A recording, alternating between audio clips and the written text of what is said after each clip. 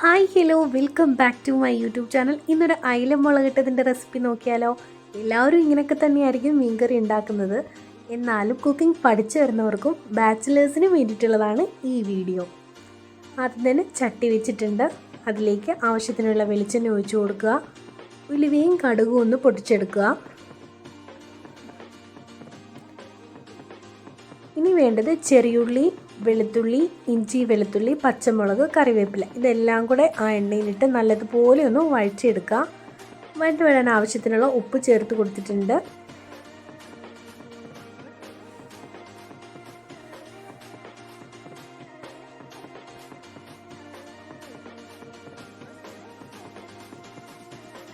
ഇതെല്ലാം ഒന്ന് വാടി വരുമ്പോഴത്തേക്കും ഇതിലേക്ക് ഒരു തക്കാളിയാണ് ഞാൻ ചേർത്ത് കൊടുക്കുന്നത്.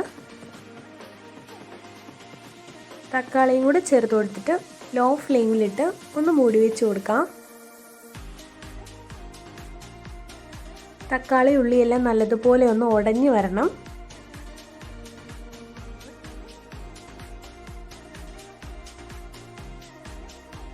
ഈ സമയത്തിലേക്ക് പൊടികൾ ആഡ് ചെയ്ത് കൊടുക്കാം.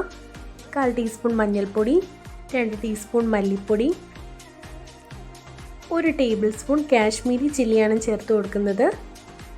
ഇനി പൊടികളുടെ എല്ലാം പച്ചമണം മാറുന്നവരെ നല്ലതുപോലെ ഒന്ന് വഴറ്റി കൊടുക്കണം. ഇനി മീൻകറിക്ക് ആവശ്യത്തിനുള്ള പുളി ഒരു അരമണിക്കൂർ നേരം ചൂടുവെള്ളത്തിലിട്ട് വെച്ചിട്ടുണ്ട്. അതും കൂടി ഒഴിച്ചു കൊടുക്കണം.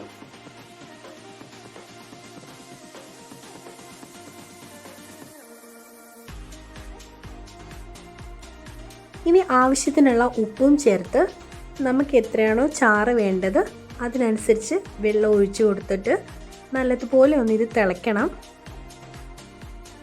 ഒരുപാട് വെള്ളം ഒഴിച്ചാൽ നമ്മുടെ മീൻകറി ലൂസായി പോകും.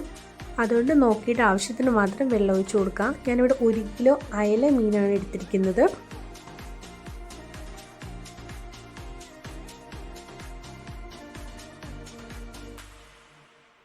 കറി നല്ലതുപോലെ ഒന്ന് തിളച്ച് വരുമ്പോഴത്തേക്കും അതിലേക്ക് മീൻ കഷ്ണങ്ങൾ ഓരോന്നായിട്ട് ഇട്ട് കൊടുക്കാം.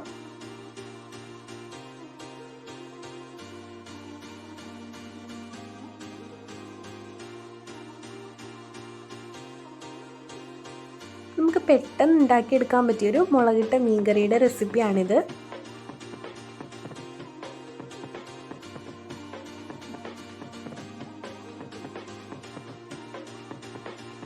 മീൻ കഷ്ണങ്ങൾ ഇട്ട് കൊടുത്തതിന് ശേഷം ചട്ടി ഒന്ന് ചുറ്റിച്ചു കൊടുക്കാവുള്ളൂ. ഇളക്കി കൊടുത്താൽ മീൻ പൊടിഞ്ഞു പോകും. നല്ല അടിപൊളി ടേസ്റ്റി ആയിട്ടുള്ള മീൻകറി ഇവിടെ റെഡി ആയിട്ടുണ്ട്. ചക്ക വേവിച്ചതിൻ്റെ കൂടെയും കപ്പ വേവിച്ചതിൻ്റെ കൂടെയൊക്കെ നല്ല ടേസ്റ്റി ആയിട്ടുള്ളൊരു കറിയാണിത്. ട്രൈ ചെയ്ത് നോക്കാത്തവരുണ്ടെങ്കിൽ ഒരിക്കലെങ്കിലും ഇങ്ങനെ ഒന്ന് ട്രൈ ചെയ്ത് നോക്കുക. ഫീഡ്ബാക്ക് കമൻറ്റായിട്ട് പറയുക. നമ്മുടെ ചാനൽ ആരെങ്കിലും സബ്സ്ക്രൈബ് ചെയ്ത് കാണുന്നവരുണ്ടെങ്കിൽ please do subscribe. Thanks for watching. Tata, bye bye.